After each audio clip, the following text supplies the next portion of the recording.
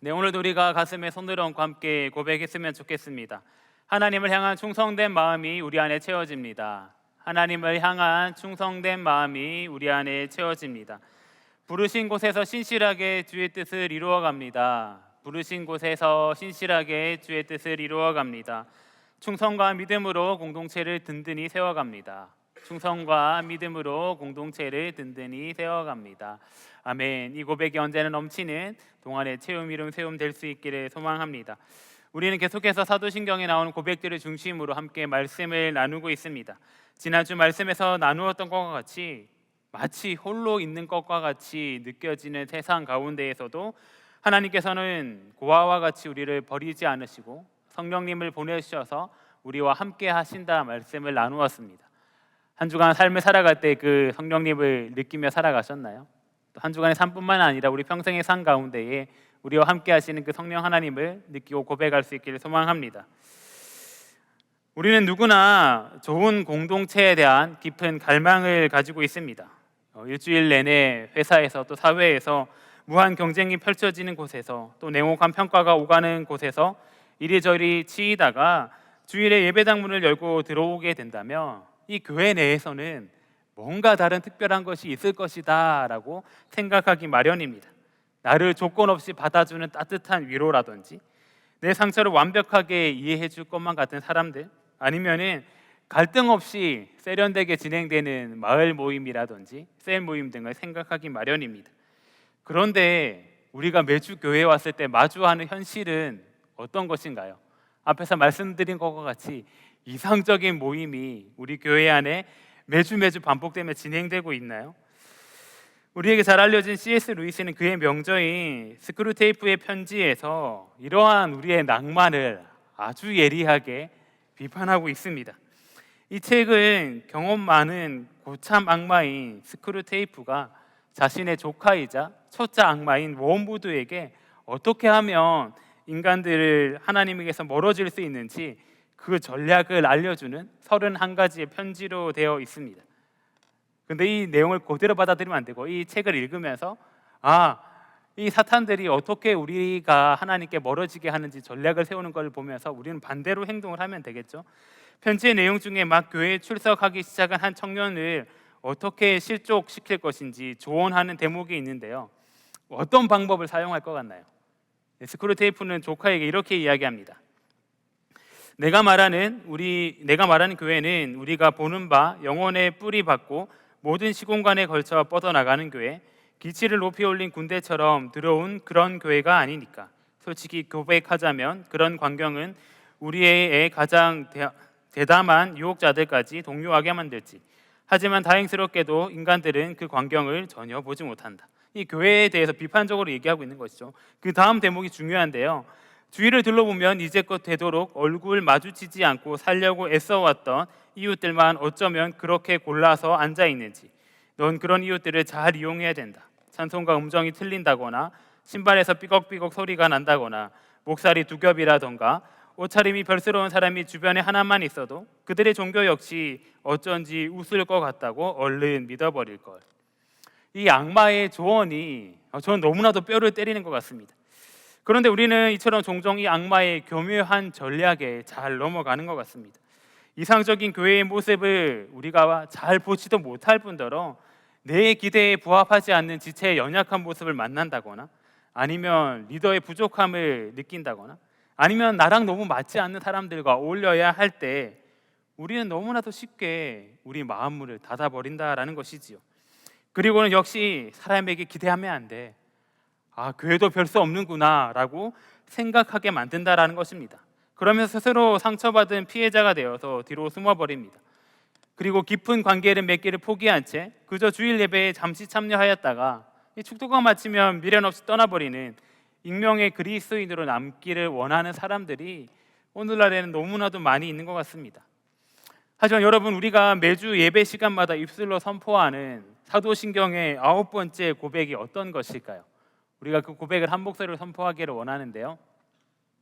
앞에 띄워주시면 함께 고백해 시작. 거룩한 공교회와 성도의 교제를 믿으며. 아멘. 우리는 사도신경 가운데에 거룩한 공교회와 성도의 교제를 믿는다라고 고백을 하고 있습니다. 우리가 믿는 것은 내 눈에 때로는 위선적인 것처럼 보이고 촌스러우며 흠투성이인 불완전한 사람들의 모임을 믿는다라고 고백을 하지 않습니다. 우리는 이기적이고 연약한 인간들 한가운데에서 악마의 이런 조롱을 이기고 기어코 우리를 하나의 위대한 작품으로 만들어 가시는 역동적인 역사로서의 거룩한 공교회와 성도의 교제를 믿는다라고 고백하는 것입니다.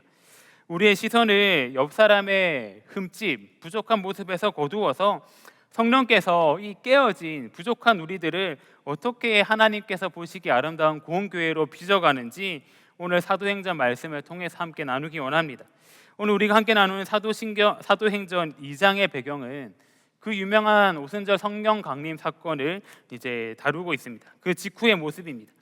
예수님께서 승천하신 이후에 120명의 제자들은 마가의 다락방에 모여서 함께 기도하고 있었습니다. 그때 불의 혀처럼 갈라지는 것, 또 급하고 강한 바람 같은 성령이 그들 가운데 폭발적으로 임하게 되었습니다. 문을 걸어 잠그고 숨어 지내던 제자들이 이 성령님의 임재를 경험하고는 문을 박차고 나왔습니다. 예루살렘 한복판에서 복음을 전하기 시작하였던 것입니다. 그러자 무려 3,000명이 넘는 사람들이 회개하고 세례받는 놀라운 역사가 일어나게 됩니다. 사도행전 2장 41절에서는 이렇게 기록합니다. 그 말을 받은 사람들은 세례를 받음에 이날의 신도의 수가 3,000이나 더하더라. 베드로의 설교 이후에 인류 역사상 단 한 번도 존재하지 않았던 새로운 형태의 공동체, 즉 공교회가 탄생하게 되었던 것입니다. 우리는 오늘 말씀 가운데에서 교회의 본질이 어디 있는지를 느낄 수 있어야 할 것입니다. 칼 바르트라는 신학자가 있는데요. 이 신학자는 교회의 교이학이라는 책을 통해서 교회가 어떤 것인지 분명하게 설명하고 있습니다. 이 칼 바르트는 교회를 인간의 뜻을 모아 조직한 종교기관이나 건물을 짓고 십자가를 달아서 만든 단체로 보지 않습니다. 바르트에 따르면 교회는 말씀이 선포되어지고 말씀이 들려지는 성령의 사건이다라고 기록하고 있습니다. 또한 교회는 우리가 한번 모여서 교회를 만들어 보자라고 해서 만들어진 것이 아니며 창세 전부터 성부 하나님께서 계획하신 구원 계획과 성자 예수님께서 십자가에 흘리신 보혈의 공로를 성령 하나님께서 지금 여기 우리 가운데 들어오셔서 폭발시키신 사건이다라고 이야기합니다. 어렵지만 쉬운 말로 얘기한다면 교회가 우리 사람의 뜻과 계획에 의해서 만들어진 게 아니라 성부, 성자, 성령이 삼위일체 하나님에 의해서 만들어진 것이 바로 교회다라고 하는 것이지요. 그렇기 때문에 우리가 사도신경에서 거룩한 공교회를 고백할 때 그 거룩함의 근거는 우리가 도덕적이라든지 우리가 거룩해서가 아닙니다. 우리의 머리 대신 예수님께서 거룩하시기 때문이고 우리의 아버지 되시는 하나님께서 거룩하시기 때문이고 지금 오늘 우리 가운데 함께 거하시는 성령님께서 거룩하시기 때문에 우리가 거룩한 공교회를 고백하는 것입니다. 또한 고백 가운데 교회가 공교회다, 공적이다라고 고백을 하고 있는데요. 이것은 1세기에 이 교회가 막 시작했을 때의 초대교회 성도들이나 무려 2000여 년이 지난 21세기를 살아가고 있는 서울에 살아가고 있는 우리들의 모습이나 빈부귀천이나 인종, 성별 그 어느 것들을 초월하여서 예수 그리스도를 주로 고백하는 우리들은 하나의 몸으로 이어져 있다라는 고백입니다. 오늘 본문이 사도행전 2장에 모인 이 3,000명의 사람들 한번 생각해 봅시다. 그들은 갈릴리 출신의 어부들도 있었고요, 헬라파 유대인들도 있었고요, 히브리파 유대인들도 있었고요, 로마의 빌부터 살아가던 세리들도 있었고요, 로마의 반기를 들던 열심 당원들 또한 있었습니다. 이 도무지 하나가 될 수 없는 이질적인 집단의 사람들이 모였습니다. 평소 같으면 상종하지도 않을 것 같은 그들이 어떻게 거룩한 공교회로 탄생할 수 있었을까요? 성령 하나님의 함께 하심 때문에 이 서로 다른 사람들이 함께 모여서 한 교회가 되었다라고 고백하고 있는 것입니다. 성령의 사건으로 탄생한 이 교회는 어떤 특징을 가지고 있고 거룩한 공교회와 성도의 교제를 가능하게 하는 것이 어디에 있는지 오늘 말씀을 통해 더 자세히 나누길 소망하는데요. 첫 번째로 거룩한 공교회와 성도의 교제는 말씀에 전념하는 공동체입니다. 성령을 받고 폭발적으로 탄생한 교회가 가장 먼저 했던 일이 무엇인지 우리는 알 필요가 있습니다. 이 3,000명이 넘는 사람이 모였기 때문에 뭔가 조직을 정비해야 될 수도 있을 것 같습니다. 체계를 세우고 헌금을 거둬서 건물을 짓고 신교를 다지는 레크레이션을 해야 된다라고 생각할 수 있습니다. 하지만 그들이 가장 먼저 한 것은 이러한 것들이 아니었습니다. 우리 2장 42절 말씀을 함께 한 목소리를 봉독해 보겠습니다. 시작. 그들이 사도의 가르침을 받아 서로 교제하고 떡을 떼며 오로지 기도하기를 힘쓰니라. 아멘. 여기서 사도의 가르침을 받고 교제하고 떡을 떼고 기도하기 많이 나오는데 가장 먼저 한 것은 사도들의 가르침을 받았던 것입니다. 사도의 가르침을 받았다라는 말을 다른 말로 표현한다면 바로 말씀이라 할 수 있을 것입니다. 그런데 이 구절에도 우리가 중요하게 보아야 할 것이 있습니다. 우리 한글 성경에는 잘 드러나진 않지만 원어를 그대로 해석하면은 우리 한글 성경에 나오는 사도의 가르침이 아니라 사도들의 가르침이라 할 수 있습니다. 이 사도들이 복수로 쓰여져 있습니다. 오늘 말씀에서는 베드로가 말씀을 전한 것으로 나오지만 사실 이때에 베드로 말고도 수많은 사람들이 말씀을 전하였을 것입니다. 예수님을 함께 경험했던 12명의 제자들이 있었을 것이고요.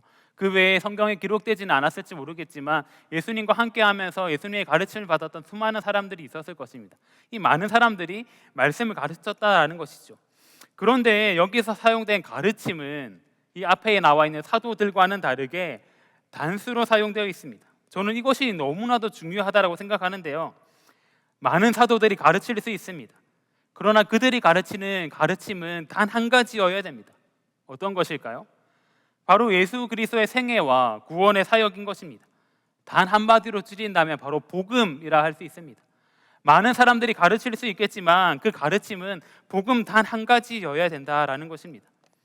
오늘날에도 정말 다양한 교회와 이 목사님들이 계시지만 그 가르침의 핵심은 복음이어야 됩니다. 그래서 여러분들께서 어떤 말씀을 들을 때, 요즘 유튜브 통해서 말씀을 많이 들을 수 있는데요, 어떤 말씀을 들을 때도 이것을 반드시 기억해야 됩니다. 이 말씀 전하시는 분이 복음에 대해서 이야기하고 있는가, 예수님에 대해서 얘기하고 있는가 잘 집중해야 된다는 것이죠. 그리고 여러분들이 목회자가 아니라고 할지라도 교회에서 나눔을 할 때에 이것을 반드시 기억해야 됩니다. 물론 우리가 함께 셀 모임을 한다든지 마을 지체들과 모였을 때에 다른 이야기도 할 수 있겠죠. 할 수 있겠지만 그 이야기 가운데 말씀에 대한 나눔, 예수님에 대한 이야기, 복음에 대한 이야기가 빠져서는 절대 안 된다라는 것이지요.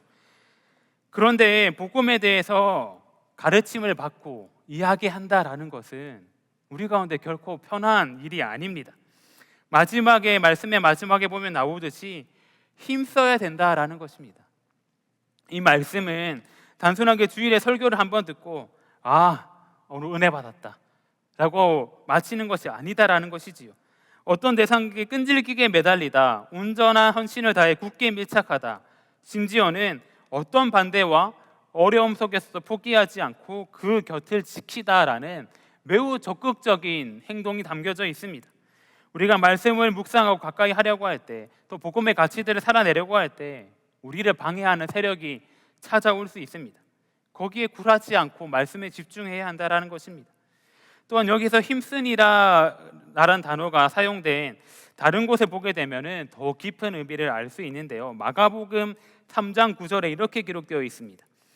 예수께서 무리가 에워싸 미는 것을 피하기 위하여 작은 배를 대기하도록 제자들에게 명하셨으니, 여기서 대기하다에 사용된 단어가 바로 이 힘쓰니라에 사용된 단어와 같은 어근을 가지고 있습니다. 예수님의 가르침을 듣고자 수많은 사람들이 예수님 앞에 몰려왔을 때 예수님께서는 언제든 떠날 수 있도록 배를 대기시키셨습니다. 언제든지 사용 가능하도록 준비를 하셨다라는 말입니다. 말씀 역시도 마찬가지인 것 같습니다. 말씀에 열심을 낸다라는 것은 끊임없이 말씀을 묵상하면서 내 삶 가운데에 말씀이 필요한 순간이 찾아온다면 바로 사용할 수 있도록 말씀이 준비되어 있고 대기되어 있어야 된다라는 것입니다. 그러기 위해서는 우리의 삶에서 말씀이 떠나지 않도록 해야 됩니다. 매일 말씀을 묵상해야 되고요. 주일에 셀 모임을 할 때도 이 말씀 나눔이 최우선이 되어야 된다라는 것입니다. 그래야지만 말씀이 필요한 순간에 바로 사용될 수 있습니다. 이런 말씀에 대한 열심이 여러분들 가운데 넘쳐날 수 있기를 소망합니다. 그래서 솔직히 여러분, 우리가 질문 한번 해봅시다. 우리가 이 땅을 살아갈 때에 무엇에 열심을 내고 살아가고 계십니까? 우리는 남들보다 뒤처지지 않기 위해서 스펙을 쌓는다거나 자격증을 쌓는다거나 이런 것에 열심을 냅니다. 또 내 불안한 미래를 보장받기 위하여서 뭐 주식이라든지 코인이라든지 이런 것에 열심을 냅니다. 세상의 정보와 가치관이 나의 삶을 구원해 준다라고 믿고 있기 때문이 아닐까요? 하지만 잘 알고 있듯이 결코 이런 것은 우리를 구원하여 주지 못합니다. 나의 삶에서 무엇에 열심을 내고 있는지 우리가 점검할 수 있어야 된다라는 것입니다. 우리의 삶뿐만 아니라 우리 동안교회 청년부 역시도 마찬가지입니다. 우리 청년부 가운데 아무리 좋은 프로그램이 많이 있고 셀 모임에서 재미있는 대화가 오가고 맛있는 식사와 간식이 제공된다 할지라도 그 중심에 말씀에 대한 처절한 이 붙들림이 없다면, 말씀을 향한 열심이 없다면 이곳은 나쁜 말로 교회라고 할 수 없을 것입니다. 앞서 말씀드린 칼 바르트는 교회는 오직 하나님의 말씀이 선포되고 그 말씀이 들려지는 바로 그곳에서만 존재한다라고 이야기하기도 하였습니다. 그만큼 우리 모임 가운데 말씀이 중요하다라는 것입니다. 그래서 오늘 말씀은 거룩한 공교회와 성도의 교제가 말하는 기초가 어디 있는지를 분명하게 알려주고 있습니다. 에베소서 말씀에서도 교회의 기초가 어디 있는지를 이야기해주고 있는데요, 에베소서 2장 20절에 이렇게 기록하고 있습니다. 너희는 사도들과 선지자들의 터 위에 세우심을 입은 자라. 그리스도 예수께서 친히 모퉁이 돌이 되셨느니라. 아멘. 교회의 터, 교회의 기초는 결코 사람과의 친밀함이 아닙니다. 감정과 관계라는 곳에 토대를 쌓고 쌓아 올린 공동체는 환란의 비바람이 불거나 혹은 리더에게 섭섭한 마음이 들거나 여러 가지 일들과 상황들로 인해서 쉽게 무너질 수밖에 없을 것입니다. 그러나 사도들과 선지자들의 터, 예수 그리스도의 복음이 되는 모퉁이돌에 기초를 쌓고 쌓아 올린 공동체는 우리 가운데 어떤 일이 찾아온다 할지라도 결코 무너지지 않는 단단함을 가질 것입니다. 그렇게 여러분들이 이 예수님이 가르치신 복음, 이 말씀의 가치에 더욱더 열심을 낼 수 있기를 간절히 소망합니다. 또한 두 번째로 거룩한 공교회와 성도의 교제는 생명을 공유하는 공동체라고 할 수 있습니다. 우리 41절 말씀을 다시 한 번 더 한 목소리로 봉독하겠습니다. 시작. 그들이 사도의 가르침을 받아 서로 교제하고 떡을 떼며 오로지 기도하기를 힘쓰니라. 아멘. 이 두 번째로 공교회와 성도의 교제가 가져야 될 모습이 바로 교제하며 떡을 떼는 것입니다. 여기서 교제하다, 교제에 사용된 단어가 우리에게도 잘 알려진 코이노니아라는 단어입니다.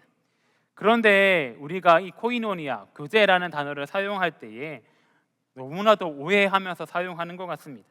예를 들면 예배 후에 커피 한 잔을 마시면서 수다를 떤다거나, 아니면 맛집을 탐방한다거나, 아니면 뭐 부서 마을 지체들과 함께 볼링을 치고 배드민턴을 치고 달리기를 하고 하는 정도로 축소하여 생각하는 것이지요. 하지만 성경이 말하는 코이노니아, 교제는 사실은 이런 가벼운 느낌이 아니라 영적인 사활이 걸린 단어입니다. 이 단어의 본래 의미는 동업하다, 참여하다, 생명과 운명을 공유하다입니다. 누가복음 5장에 보게 되면 베드로와 야고보와 요한이 이 배를 타고 고기 잡는 장면이 등장하는데요, 이렇게 기록합니다.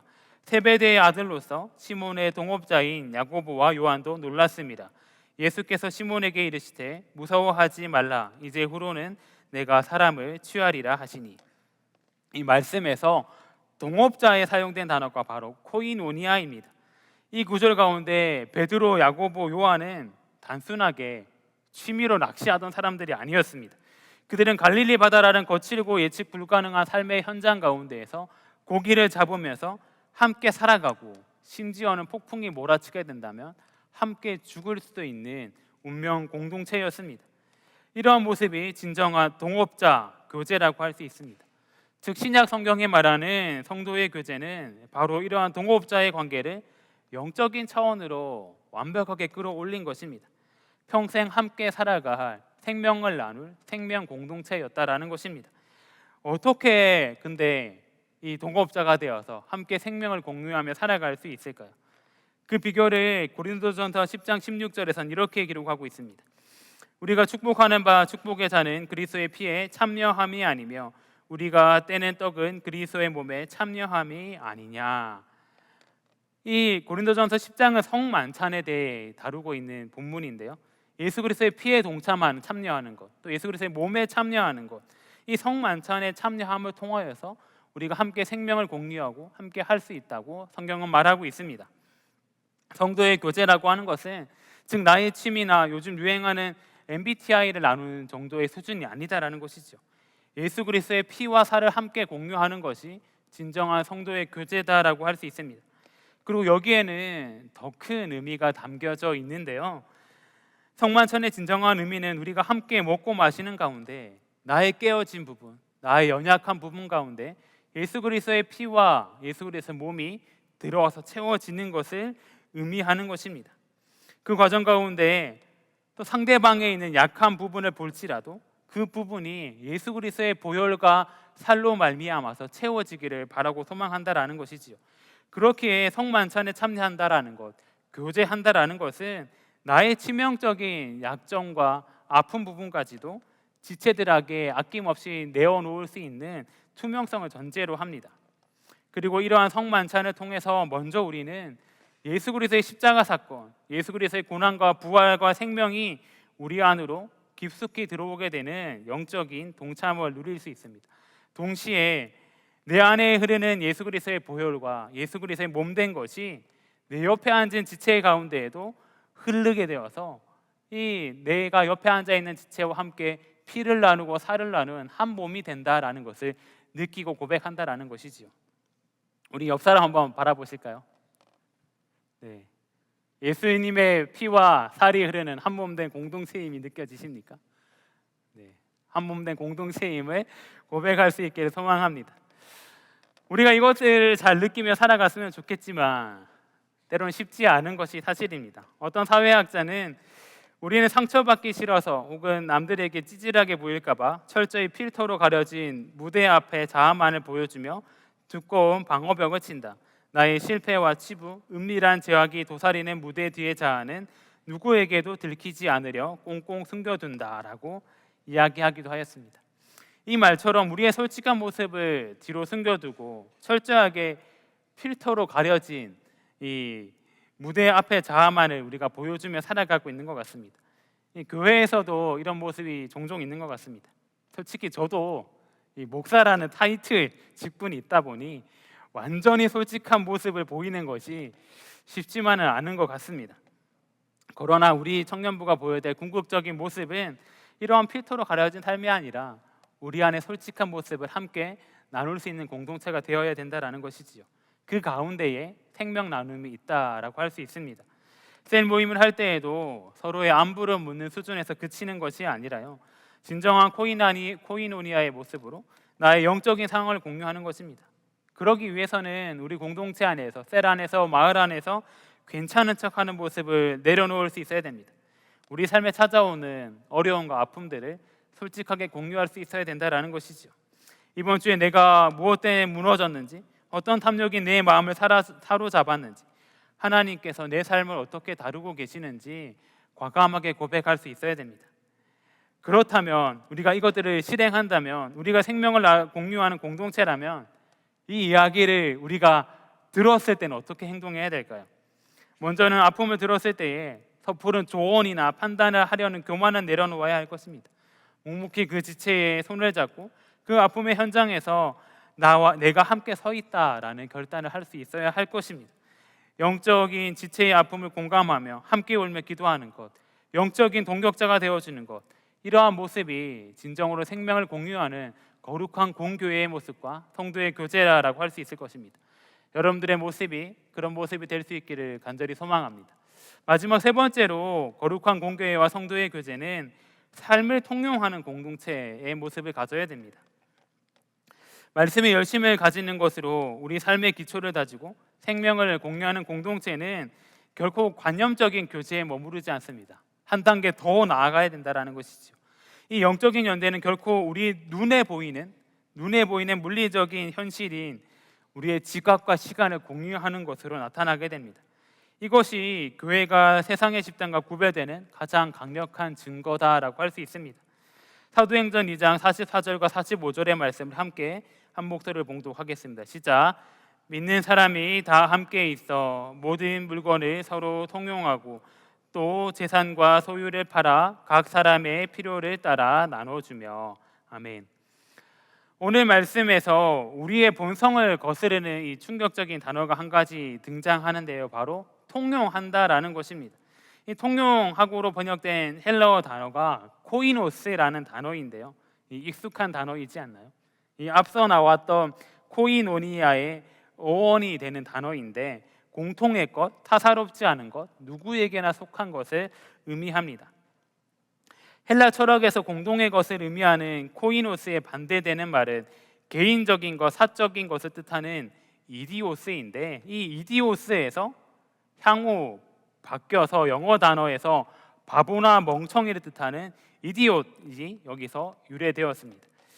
고대 그리스 사회에서 공공의 이익이나 타인의 삶에 전혀 관심을 가지지 않고 오직 자신의 개인의 것과 사유재산과 안위만을 챙기는 사람들을 향하여서 마치 바보처럼 불렀다라는 것이죠. 물론 처음부터 그런 모습을 가지진 않았을 것입니다.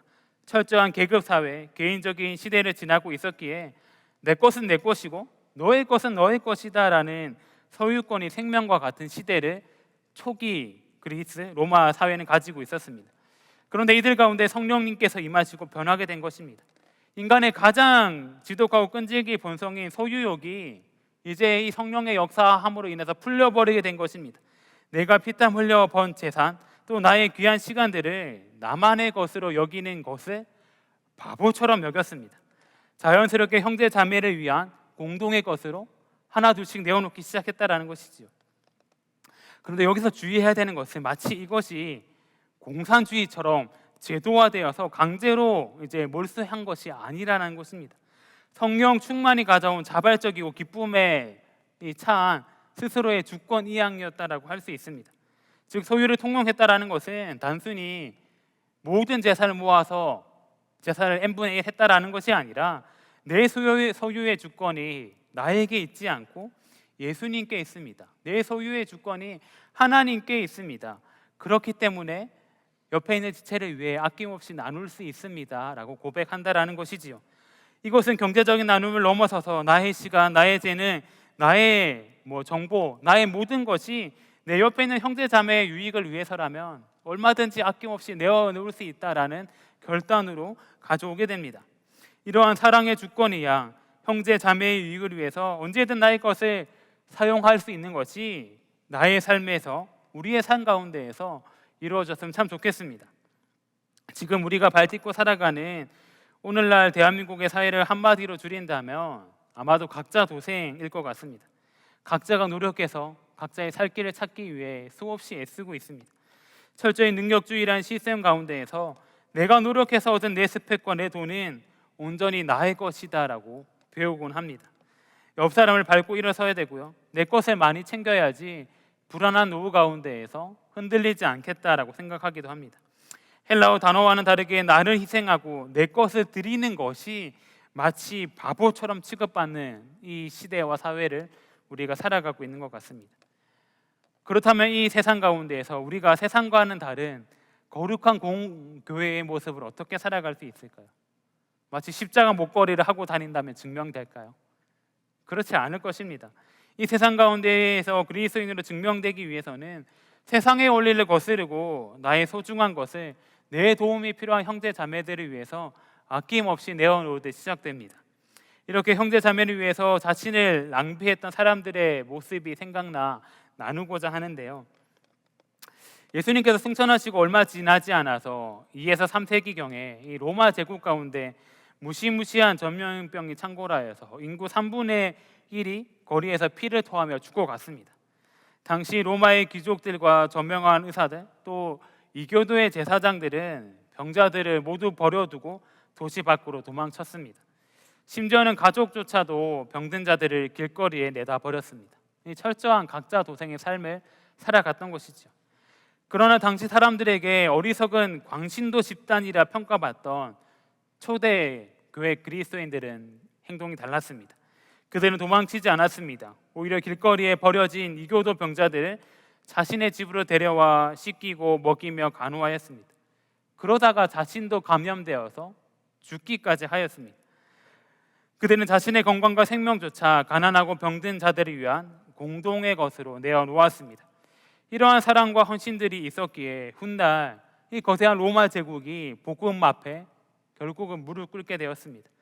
이 놀라운 사실이 초기 교회 역사가인 유세비우스가 쓴 교회사 제7권 22장에 이것이 고스란히 남아 있습니다. 사랑하는 동안의 청년 여러분, 우리 안에 이 코이노스, 내 것을 아낌없이 내어놓는 정신이 회복될 수 있기를 소망합니다. 거창한 것이 아니어도 될 수 있습니다. 작은 것이라고 할지라도 옆에 있는 지체들을 향해 기꺼이 내어주는 것입니다. 그것이 물질이 될 수 있고요, 나의 시간이 될 수 있고, 나의 재능이 될 수 있고, 나의 어떠한 것이 될 수 있습니다. 이런 나눔을 실천하는 것이 세상이 보기에는 바보 같은 미련한 것처럼 보일지 모르겠습니다. 그러나 내 시간과 물질, 나의 유익을 쪼개어서 지체의 필요를 채우는 이 작고 구체적인 통용을 통하여서 하나님이 원하시는 공교회, 성도의 교제를 고백할 수 있을 것입니다. 이제 말씀을 마무리하고자 합니다. 오늘날 많은 사람들이 교회가 위기다라고 이야기합니다. 많은 수의 청년들이 교회를 떠난다고 이야기하기도 하고, 가난한 성도가 증가하고 있다라고 걱정하기도 합니다. 이것도 위기이지만 진짜 위기는 사도신경이 이야기하는 거룩한 공교회와 성도의 교제가 사라지는 것이다 라고 할 수 있을 것입니다. 우리 모임 가운데에 복음의 말씀에 철저히 매달리는 열심을 잃어가고, 또 상대방의 연약함을 감싸는 생명 나눔이 사라져가고, 나의 것을 내어놓아 지체의 필요를 채우는 희생을 잃어버리는 것이 교회가 가지는 가장 큰 위기라고 할 수 있습니다. 이런 위기 가운데 우리가 어떻게 해야 될까요? 우리는 단 한 가지 사실을 기억해야 됩니다. 교회는 단 한 번도 인간의 어떠한 뛰어난 프로그램이나 매력으로 유지되었던 적이 없습니다. 우리 모두가 내 자아를 부인하고 성령 안에서 복음의 정면으로 부딪힐 때에 비로소 우리는 세상의 그 어떤 모습과도 비교할 수 없는 그리스도인의 몸으로 날마다 새롭게 태어날 것이고, 그 행동으로 말미암아 교회가 세워져 갈 것입니다. 이제 혼자 신앙생활하는 것이 상처받지 않고 편하다라는 악마의 속삭임에 더 이상 속지 마시기 바랍니다. 하나님은 한 번도 우리를 고립된 섬에 가만히 두시지 않으셨습니다. 공동체 내에 마음에 들지 않는 지체가 혹여 계십니까? 나와 너무나도 다른 성향의 지체들이 있습니까? 어쩌면 내게 뾰족한 말로 상처 준 사람들이 있습니까? 놀랍게도 하나님께서는 나의 모난 인격을 다듬고 거룩을 완성시키기 위하여서 그 불편한 사람들을 나의 영적인 훈련장으로, 나의 공교회의 지체로 묶어주셨습니다. 그러니 도망치지 말고 함께 할 수 있기를 소망합니다. 더 이상 뒤에 숨어서 내 편의에 따라 행동하는 신앙인의 모습이 아니라, 이번 한 주 우리 공동체 안에서 우리 삶의 자리 가운데에서 서로의 삶과 영혼을 향해 깊이 연결되어있는 삶을 살아갈 수 있기를 소망합니다. 생명의 말씀에 끈질기게 매달리고 십자가 보혈 아래에서 우리의 연약함을 서로 공유하고 품어주며 내 손에 쥐어진 것을 형제 자매를 위해서 기꺼이 흘려보낼 수 있는 진짜 예수 그리스도의 공동체, 그리하여 초대교회 성도들이 그러하였던 것처럼 하나님을 찬미하며 또 온 백성에게 칭송을 받으니 주께서 구원받는 사람을 날마다 더하게 하시니라 라는 사도신경의 기적이 이 자리에 함께하고 있는 동안 청년부의 삶을 통하여서 이 시간에도 이루어질 수 있기를 간절히 소망합니다. 아멘. 함께 기도하겠습니다. 사랑과 은혜가 풍성하신 하나님 아버지, 오늘 말씀을 통하여서 우리가 잃어버렸던 거룩한 공교회와 성도의 교제가 무엇인지 깨닫게 하여 주시니 감사를 드립니다. 하나님, 우리는 상처받지 않으려 적당한 거리를 유지한 채 그저 그런 크리스천으로 살아가고 있지는 않았습니까? 세상의 기준과 불안 앞에서는 끈질기게 매달리면서도 정작 나를 살리는 진리의 말씀을 붙들지 못했던 우리의 교만과 어리석음을 십자가의 볼로 용서하여 주시옵소서. 이제는 우리의 얕은 신앙을 넘어서서 예수 그리스도의 피와 살을 나눈 지체들의 삶 속으로 깊이 들어갈 수 있게 하여 주시옵소서. 잘 포장된 모습만 보여주는 것이 아니라 나의 연약함을 내어놓는 진실한 교제를 허락하여 주시고, 각자 도생의 세상 가운데에서 내 시간과 물질을 지체들을 위하여 기꺼이 내어주는 주권 이양의 삶을 살아갈 수 있게 하여 주시옵소서. 우리를 거룩한 공교회로 불러주신 우리 주 예수 그리스도 이름으로 기도드립니다. 아멘.